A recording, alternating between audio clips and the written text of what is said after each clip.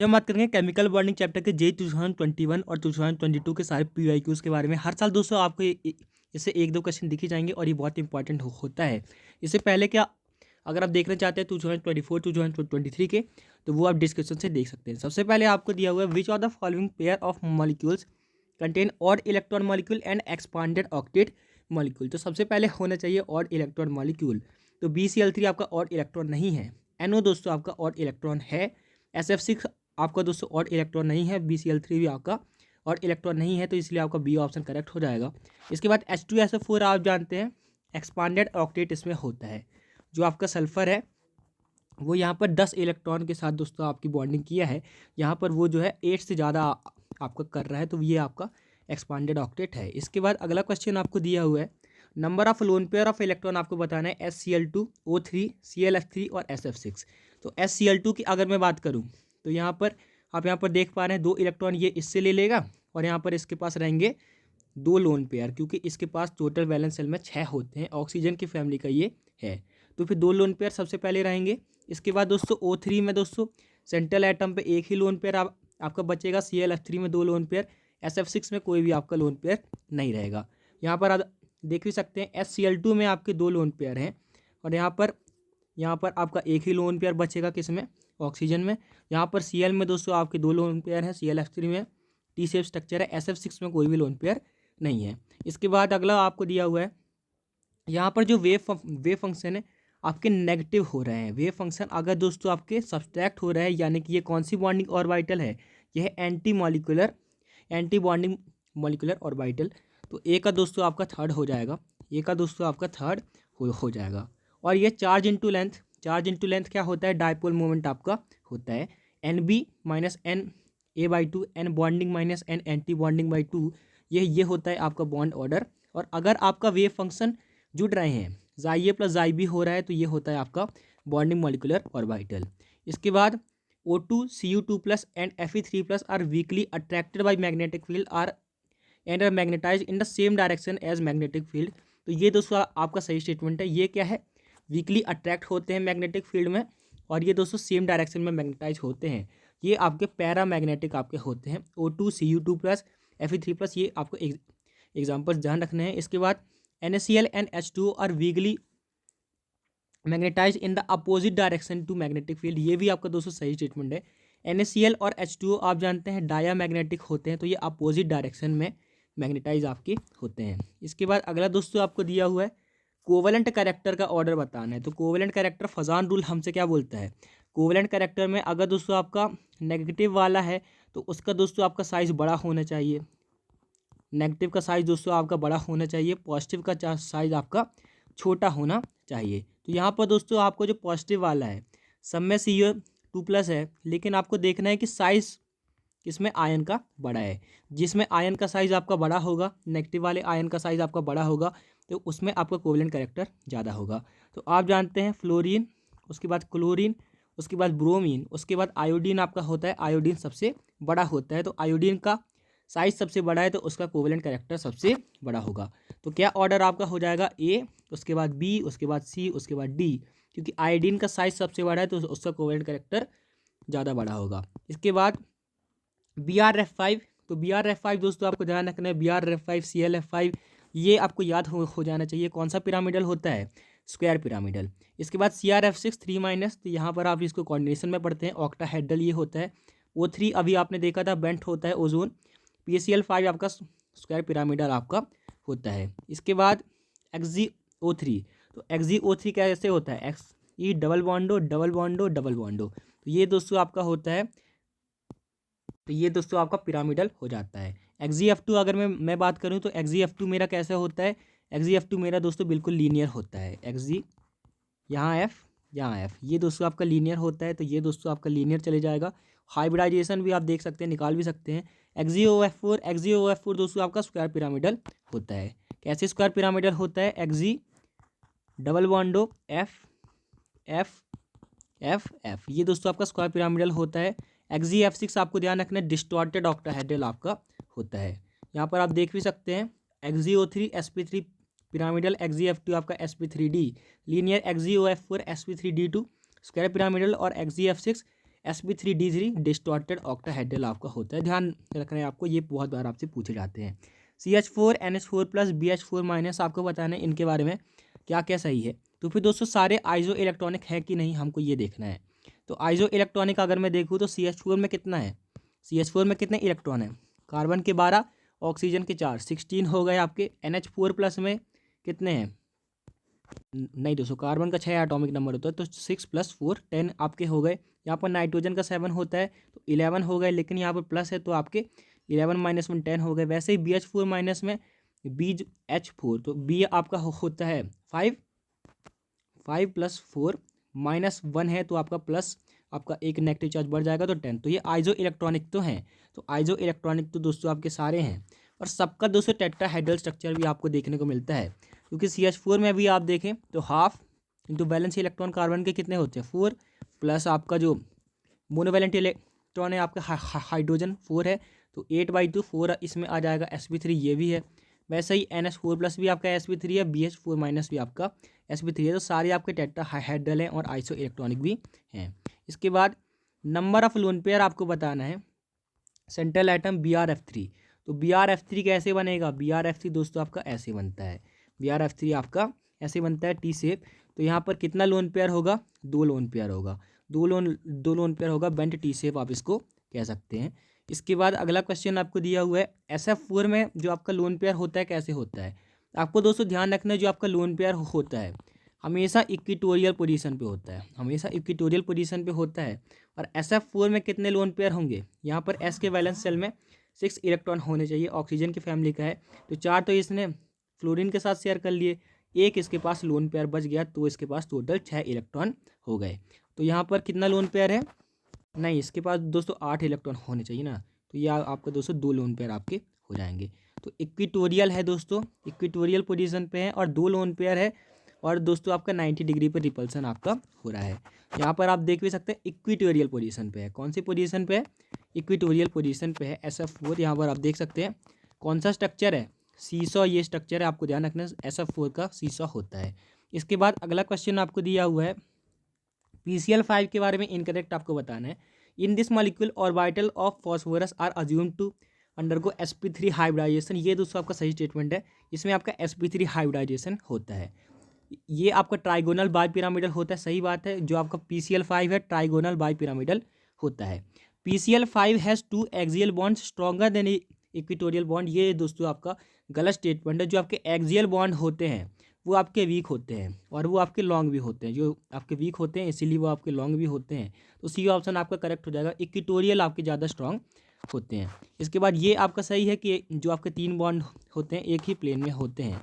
यहाँ पर आप देखें PCl5 को, तो ये आपके 3 क्या हैं, एक प्लेन में है, 3 आपके इक्विटोरियल प्लेन में है। और जो Cl वाला बॉन्ड है ना, तो ये Cl वाली बॉन्ड लेंथ आपकी जो आपकी इक्विटोरियल वाली है उससे ज़्यादा होती है एक्सियल वाली। इसके बाद इंटरमॉलिकुलर हाइड्रोजन बॉन्ड स्ट्रेंथ का आपको ऑर्डर बताना है। तो आपको ध्यान रखना है कि CH4 तो बिल्कुल दोस्तों आपका नॉन पोलर है, तो CH4 आपका बिल्कुल लास्ट में आ जाएगा। इसके बाद आप देखें तो NH3 में आपकी अच्छी हाइड्रोजन बॉन्डिंग होगी, क्योंकि N और H के इलेक्ट्रोनेगेटिविटी का डिफरेंस ज़्यादा है N और C से, क्योंकि आप जानते हैं कि जो आपकी हाइड्रोजन की इलेक्ट्रोनेगेटिविटी होती है कार्बन से कम होती है, तो N और H में इलेक्ट्रोनेगेटिविटी डिफरेंस ज़्यादा है, इसीलिए उसमें दोस्तों आपकी इंटरमॉलिकुलर हाइड्रोजन बॉन्डिंग ज़्यादा होगी। तो CH4 HCN और NH3। इसके बाद टी शेप कौन सा होता है, टी शेप अभी हमने देखा ClF3 आपका होता है। ट्राइगोनल प्लेनर कौन होता है, BF3 होता है। स्क्वायर प्लेनर कौन होता है, XgF4 होता है। सीसॉ कौन होता है, SF4 होता है। यहाँ पर आप देख भी सकते हैं XgF4 square planar 2 lone pair और SF4 सीसॉ, और ये ClF3 टी शेप और ये BF3 ट्राइगोनल प्लेनर। इसके बाद दोस्तों बॉन्ड ऑर्डर का आपको दोस्तों ऑर्डर बताना है। तो ये ट्रिक है आपके लिए 12 13 14 15 16 17 18, ये आपको इलेक्ट्रॉन गिन लेने हैं 2 2.5 3 2.5 2 1.5 और 1। तो आपको सिर्फ इलेक्ट्रॉन गिनने हैं।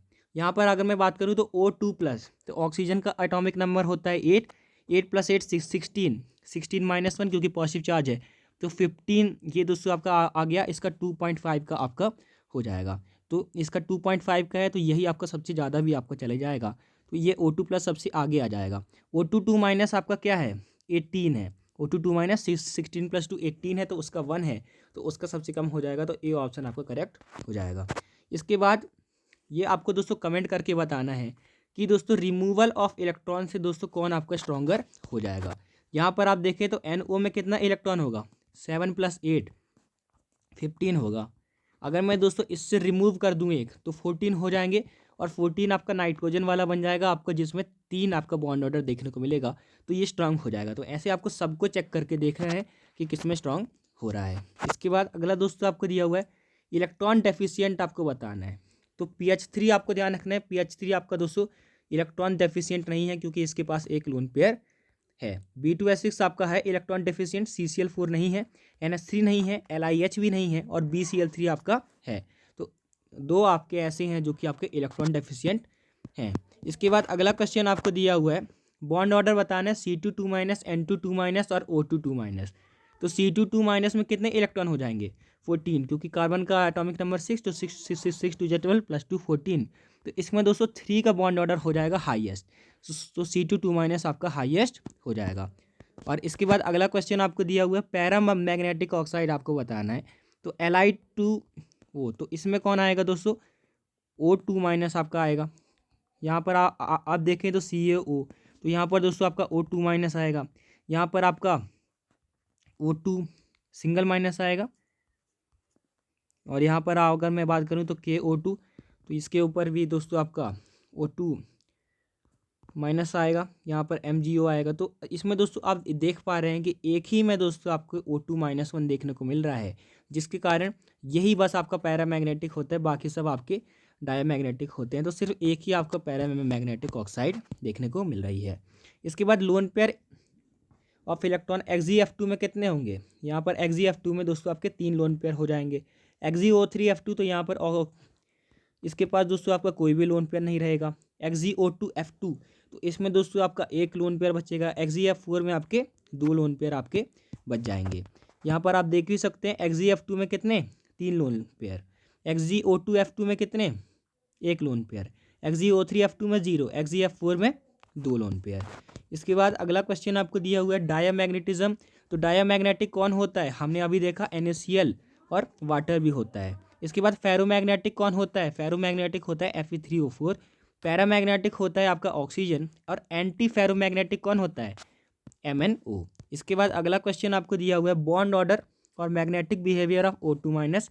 तो इसमें दोस्तों आप देखें तो 17 आपका आएगा, और 17 में कितना आता है, 1.5 आता है, और ये दोस्तों 1.5 होता है, और ये दोस्तों आपका क्या होता है, पैरामैग्नेटिक। इसके बाद अगला दोस्तों आपको दिया हुआ है कि बॉन्ड ऑर्डर का सीक्वेंस बताना है। तो हमने अभी देखा था कि O2+ का सबसे ज़्यादा आता है, O2 का सबसे कम आता है, तो ये ऑक्सीजन वाला तो आप ध्यान ही रख लीजिए। इसके बाद दोस्तों कैनोनिकल फॉर्म, यानी कि सबसे ज़्यादा रेजोनेटिंग स्ट्रक्चर किसके बनेंगे, तो CO3 की अगर मैं बात करूँ तो एक ही पाई बॉन्ड इसमें है, और यहाँ पर दोस्तों सबसे ज़्यादा आपको 3 रेजोनेटिंग स्ट्रक्चर देखने को मिलते हैं। तो डी वाला आपका करेक्ट हो जाएगा। यहाँ पर आप देख भी सकते हैं 3 रेजोनेटिंग स्ट्रक्चर है, या फिर 3 कैनोनिकल स्ट्रक्चर है यहाँ पर आपको देखने को मिलते हैं। इसके बाद दोस्तों Xgf4, तो यहाँ पर SF4 आपको बताना है कैसे होगा। तो SF4 के लिए हाफ, और यहाँ पर S में दोस्तों कितना आपका बैलेंस इलेक्ट्रॉन होंगे, ऑक्सीजन की फैमिली का है 6 होंगे, प्लस दोस्तों 4, तो 4 आपके दोस्तों आपके मोनोवैलेंट एटम लगे हैं, तो 10/2 आपके दोस्तों 5 आपका हो जाएगा। तो ये 5 में आपका हो जाएगा sp3d, ऐसे आप सब में कर लेंगे। 5 में आपका हो जाएगा sp3d। NH4+ में दोस्तों अभी हमने देखा था sp3 आपका हो जाएगा। यहाँ पर IF5 की अगर मैं बात करूँगा तो हाफ हेलोजन है, तो 7 वैलेंस इलेक्ट्रॉन है, प्लस 5, तो 12/2 6, तो यहाँ पर ये हो जाएगा sp3d2, ये हो जाएगा sp3d2। और NO2+ यानी कि हाफ नाइट्रोजन में होता है 5, माइनस एक पॉजिटिव चार्ज भी है, तो 4/2 2 आपका हो जाएगा। तो NO2+ में आपका चले जाएगा sp, तो NO2+ में आपका चले जाएगा sp, NH4+ में sp3, IF5 में sp3d2, SF4 में sp3d। इसके बाद अगला क्वेश्चन आपको दिया हुआ है कि नाइट्रोजन में दोस्तों आपको हाइब्रिडाइजेशन बताना है। NH4+ में आपको देखने को मिलता है sp3, NO2- में sp, NO2+ में sp2, तो ये दोस्तों आपका हो जाएगा। नहीं, NO2+ में अभी हमने क्या देखा था, sp देखा था, तो यहाँ पर NO2+ में आपका sp हो जाएगा। इसके बाद अगला क्वेश्चन आपको दिया हुआ है, लीनियर स्पीसी कौन सी होती है? तो O3 माइनस तो दोस्तों आपकी बेंट होती है, OCl2 भी आपकी दोस्तों क्या हो जाएगा, बेंट हो जाएगा। यहाँ पर N3 माइनस आप अगर देखेंगे तो ये आपका जो आपका यहाँ पर अगर मैं देखूँ तो यहाँ पर दोस्तों आपको देखने को मिलेगा कि ये दोस्तों आपका लीनियर आपको देखने को मिल जाएगा। यहाँ पर आप देख भी सकते हैं N3 माइनस आपका लीनियर है, sp हाइब्रिडाइजेशन है, NO2 में आपका दोस्तों बेंट है, sp2 है। इसके बाद अगला क्वेश्चन आपको दिया हुआ है, a central atom in a molecule has 2 lone pairs and forms 3 single bond, shape कैसा होगा? तो 2 लोन पेयर है दोस्तों और 3 सिंगल बॉन्ड है, यानी कि कौन सा शेप है? टी शेप है। कौन सा शेप है? टी शेप है। इसके बाद यहाँ पर आप देख भी सकते हैं टी शेप आपको देखने को मिलता है, 2 लोन पेयर हैं और 3 सिंगल बॉन्ड है। इसके बाद the HOH bond angle in water is 105 degree, 104.5 degree. तो ये दोस्तों आपका सही स्टेटमेंट है। ये दोस्तों आपका सही स्टेटमेंट है कि जो आपका HOH बॉन्ड एंगल होता है वाटर में, आपका टिपिकल sp3 होता है 109 डिग्री 28 मिनट, लेकिन ये दोस्तों 104.5 डिग्री आपका हो जाता है, क्योंकि यहाँ पर दोस्तों लोन पेयर रिपल्सन हो जाता है। The lone pair repulsion of electron is higher than bond pair. ये दोस्तों अब आपका सही स्टेटमेंट है। लोन पेयर का रिपल्सन ज़्यादा होता है, उसके बाद लोन पेयर बॉन्ड पेयर, उसके बाद होता है बॉन्ड पेयर। तो और ये दोनों सही हैं, और यही आपका एक्सप्लेन भी कर रहा है कि क्यों आपका बॉन्ड एंगल कम जाता है। तो ये आपका सही एक्सप्लेनेशन भी है। इसके बाद Na2 दोस्तों, Na2 तो एग्जिस्ट ही नहीं करता, क्योंकि ये नोबल गैस है ना, रिएक्ट नहीं करती, तो इसका बॉन्ड ऑर्डर हो जाएगा 3। N2 आपका ऐसे होता है, तो ये इसका बॉन्ड ऑर्डर हो जाएगा आपका 3, ये NO2 वाले का 0 हो जाएगा। F2 तो F के साथ सिंगल जुड़ता है, तो इसका बॉन्ड ऑर्डर 1। O2 दोस्तों वो डबल बॉन्ड होता है, इसलिए D का 2। इसके बाद अगला क्वेश्चन आपको दिया हुआ है, dipole interaction are only non covalent interaction resulting in hydrogen bond formation. ये दोस्तों आपका गलत स्टेटमेंट है। ये डाइपोल इंटरेक्शन से तो आपके बढ़ते हैं हाइड्रोजन बॉन्डिंग, लेकिन आपका आयन डाइपोल इंटरेक्शन भी होता है। बहुत सारे इंटरेक्शन होते हैं, ये आपके बहुत सारे इंटरेक्शन में आते हैं, तो ये ओनली नहीं है। इसके बाद fluorine is the most electronegative atom and hydrogen bonds in HF are symmetrical. ये दोस्तों आपका सही स्टेटमेंट है, क्योंकि आप देखें तो फ्लोरीन आपका सबसे ज़्यादा इलेक्ट्रोनेगेटिव, ये भी सही बात है। और यहाँ पर ये आपको सिमेट्रिकल आपको देखने को मिलते हैं, सिमेट्रिकल आपको देखने को मिलते हैं, क्योंकि ये आपका लीनियर आपका स्ट्रक्चर होता है HF का। इसके बाद दोस्तों अनइक्वल बॉन्ड लेंथ किस में होता है? अनइक्वल बॉन्ड लेंथ तो ये SF4 में आपका होता है। कैसे SF4 कैसे होगा? SF4 अगर मैं बात करूं तो SF4 का जो सीसा होता है, इसमें जो आपका एक्सियल वाले हैं उसका दोस्तों आपको बॉन्ड लेंथ ज़्यादा देखने को मिलती है, इसलिए अनइक्वल बॉन्ड लेंथ आपको देखने को मिलता है। इसके बाद कौन दोस्तों एग्जिस्ट नहीं करता? तो BE2 आपका एग्जिस्ट नहीं करता, क्योंकि आप अगर देखें तो BE2 में कितना आ जाएगा? BE2 में अगर मैं बात करूँ जो बेरिलियम बोरॉन 10 आपका आ जाएगा, और ये 210 वाले आपके एग्जिस्ट नहीं करते हैं। इसके बाद आपको बताना है मेल्टिंग पॉइंट का सही ऑर्डर। तो आपको ध्यान रखना है कि LiF में और LiCl में F और Li के बीच का बॉन्ड आपका ज़्यादा स्ट्रॉन्ग होगा, इसलिए इसकी लैटिस एंथैल्पी आपकी दोस्तों बढ़ जाएगी, तो इसका मेल्टिंग पॉइंट आपका बढ़ जाएगा। तो LiF LiCl से बड़ा होगा। और यहाँ पर अगर मैं बात करूँ तो Mg2+ आपका है और Cl- है, तो और यहाँ पर आपका Na+ है। तो यहाँ पर आपको दोस्तों Mg का चार्ज बढ़ा है, यानी कि चार्ज बढ़ने से लैटिस एंथैल्पी बढ़ जाएगी, तो MgO का आपका मेल्टिंग पॉइंट ज़्यादा हो जाएगा। तो LiF ग्रेटर देन LiCl और MgO ग्रेटर देन Na। इसके बाद करेक्ट शेप आपको बताना है I3- में। तो आपको ध्यान रखना है I3- कैसे बनता है, ऐसे बनता है। यहाँ पर आपको देखने को मिलता है लीनियर 180 डिग्री। इसके बाद अगला दोस्तों आपको दिया हुआ है, तो ये दोस्तों आपको कमेंट करके बताना है कि कौन आपका आइसोस्ट्रक्चरल है। तो अगर आपको वीडियो अच्छा लगा तो आप कमेंट कर सकते हैं, और चैनल को जरूर सब्सक्राइब कीजिएगा। और JEE 2024 के जो आपके PYQs हैं वो और दोस्तों आप डिस्क्रिप्शन से देख सकते हैं। Thanks for watching, keep learning.